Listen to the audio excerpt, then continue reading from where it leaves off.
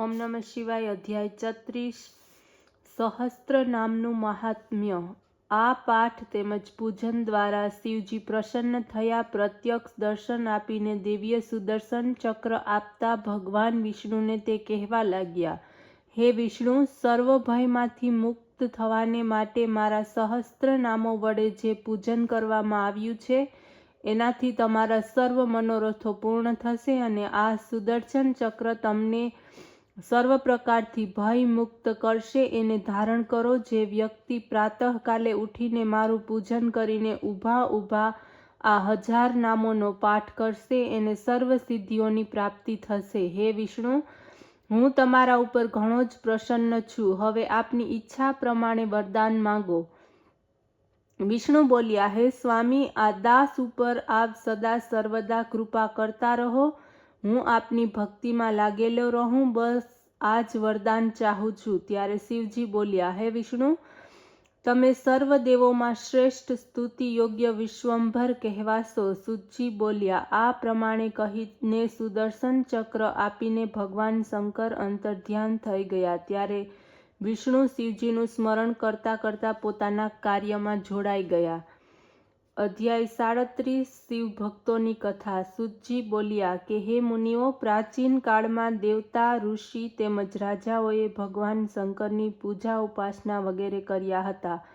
એની ઉત્તમ શ્રેષ્ઠ કથા છે, તે આપને હું સંભળાવું છું. આ કથા પહેલા બ્રહ્માએ નારદને સંભળાવી હતી. બ્રહ્માએ કહ્યું, હે નારદ, ભગવાન શિવની પવિત્ર કથા સાંભળો.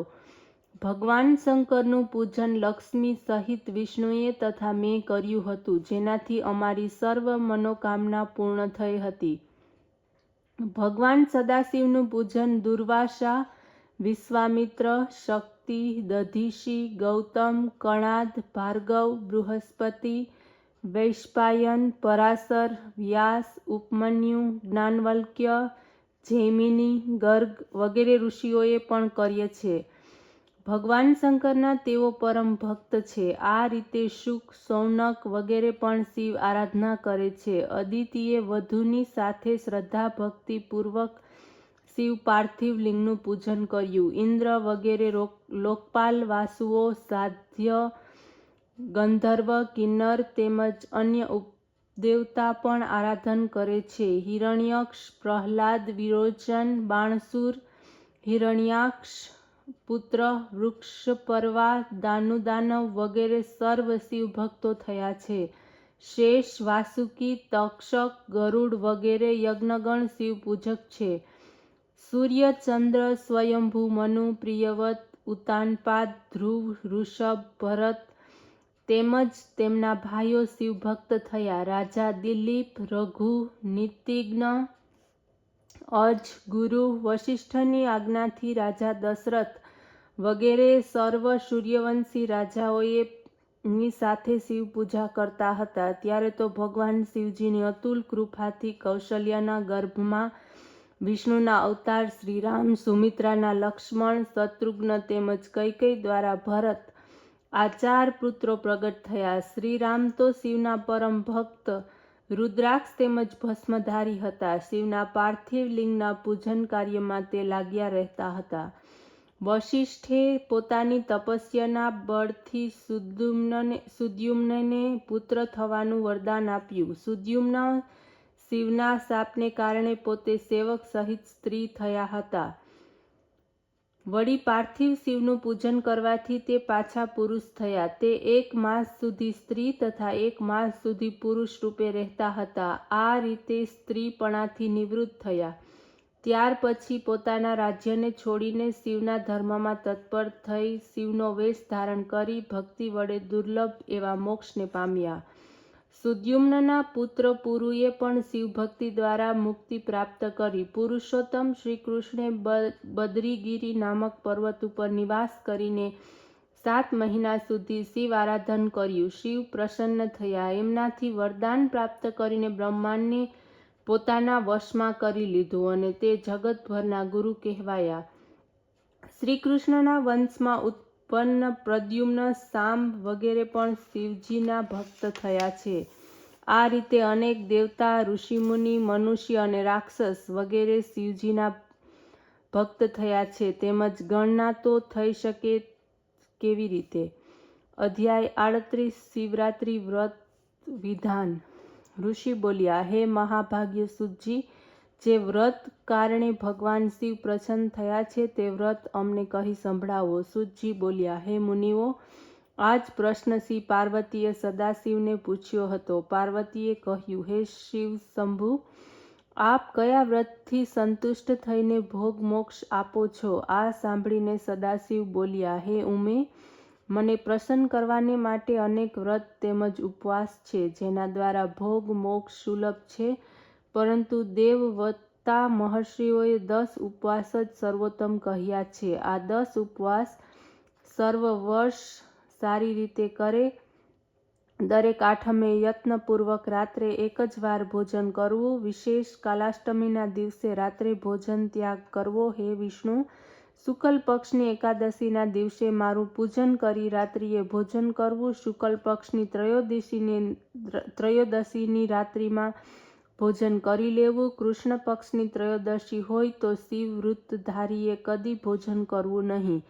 હે વિષ્ણુ, બે પક્ષમાં સોમવારના દિવસે શિવ વૃત કરનારે રાત્રે જ ભોજન કરવું. હે દ્વિજશ્રેષ્ઠ, આ સંપૂર્ણ વ્રતોમાં શિવનું યથાશક્તિ વ્રત સમાપ્ત થવા બ્રાહ્મણ ભોજન કરવું ઉચિત છે.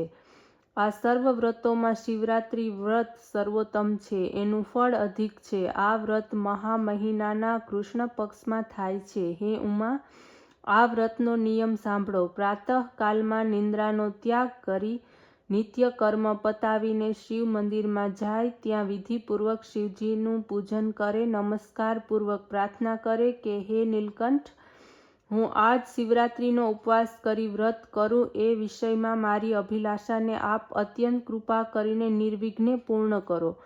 કામ ક્રોધાદિ શત્રુ મારું કાંઈ બગાડી શકે નહીં.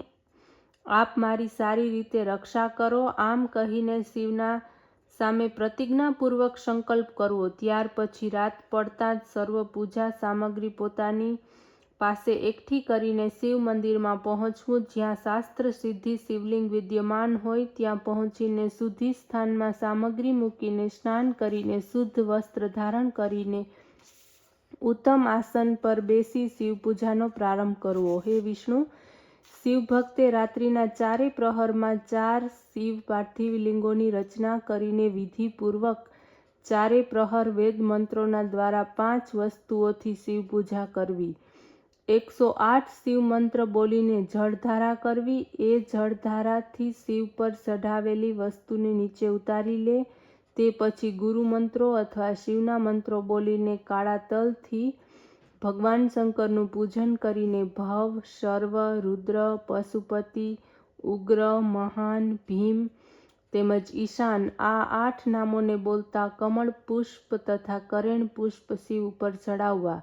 ધૂપ, દીપ, ઉત્તમ અન્નની સામગ્રીનું નૈવેદ્ય વગેરે નિવેદન કરવું. પછી નમસ્કાર કરવા. ઓમ નમઃ શિવાય આ પંચાક્ષર મંત્રનો પણ જપ કરે. જપ થઈ જતાં ધેનુ મુદ્રા બતાવીને નિર્મળ જળ દ્વારા શિવ તર્પણ કરવું.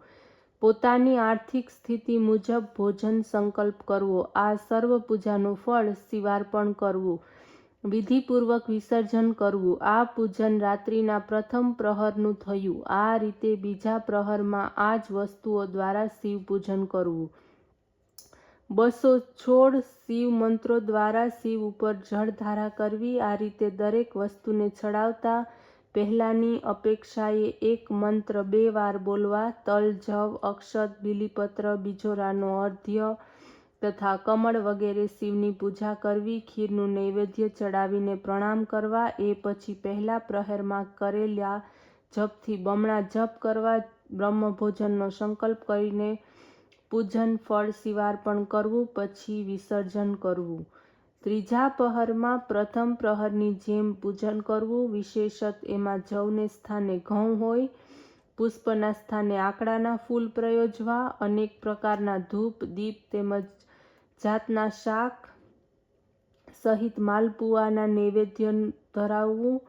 પછી કપૂર વડે આરતી કરવી, દાડમનો અર્ધ્ય આપવો, પૂર્વની અપેક્ષાએ બેવડો જપ કરવો, દક્ષિણા સહિત બ્રાહ્મણોને જમાડવાનો સંકલ્પ કરવો, પ્રહર સમાપ્ત થતાં પૂજન ફળ શિવાર્પણ કરી વિસર્જન કરવું, ત્યાર પછી ચોથા પ્રહરનો પ્રારંભ થતાં શિવનું આહ્વાન કરવું, વિધિપૂર્વક પૂજન કરવું, અડદ, ગાંગ, મગ અથવા 7 પ્રકારના ધાન્ય વડે શંખ પુષ્પીના પુષ્પ તેમજ બીલીપત્રથી પરમેશ્વરનું પૂજન કરવું, પછી શિવ પર અનેક પ્રકારના મિષ્ટાન નૈવેદ્ય ચડાવવા અથવા અડદના બનાવેલા પકવાન વડે સદાશિવને સંતુષ્ટ કરવા, કેળાનો અર્ધ્ય આપવો અથવા ઋતુના અનેક ફળ વડે શિવને નૈવેદ્ય આપવો, વિદ્વાન તથા વ્રતવાળા મનુષ્યે પહેલા કરતા બેવડા મંત્રનો જપ કરવો, ત્યારબાદ યથાશક્તિ બ્રાહ્મણ ભોજનનો સંકલ્પ કરવો, ભક્તિ સહિત ગીત વાગ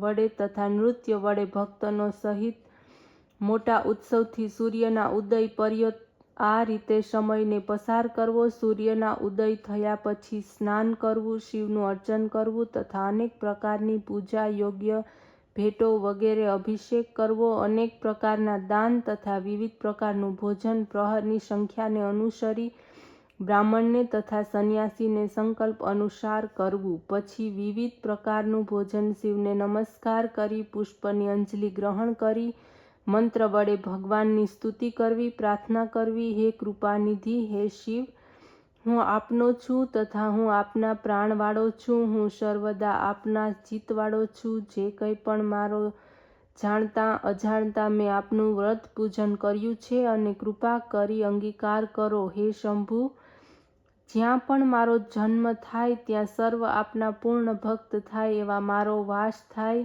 આમ કહીને શિવ ઉપર પુષ્પાંજલિ સમર્પિત કરવામાં આવે.